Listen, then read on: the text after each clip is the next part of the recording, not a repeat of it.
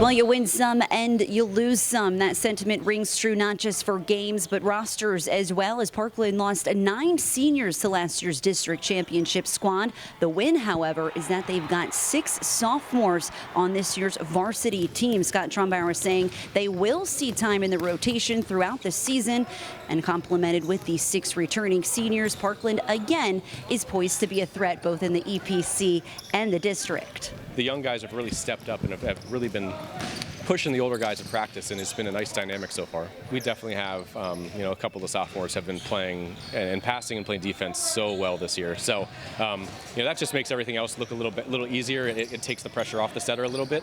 It puts the pressure then on the hitters to perform. But in those roles we have, some of the upperclassmen. So I think that once the offense gets rolling, because the defense will hopefully will be there the whole time. I'm hoping for some positive things. In terms of strength and weakness, well, that goes back to the lineup. The youth can either hurt the Trojans or it can help them. It's just learning the new lineup with the guys. We have a new setter who's got to connect with the hitters a lot better than we have been so far. It's going to take some growing pains.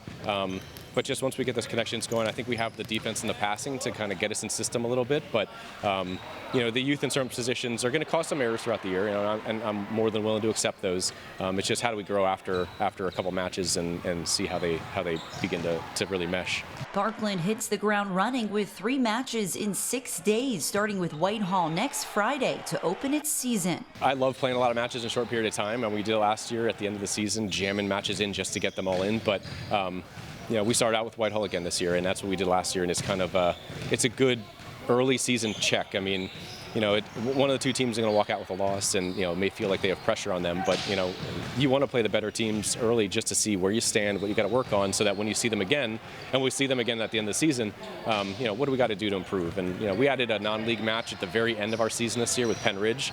I happened to talk to our coach the other day, and he said he's been really impressed with his guys this year so far. So that's another one to look forward to as well.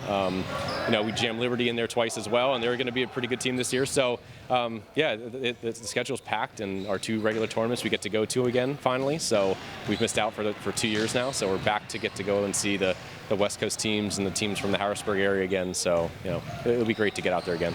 At Parkland High School, I'm Gwen Begley for the Service Electric Network.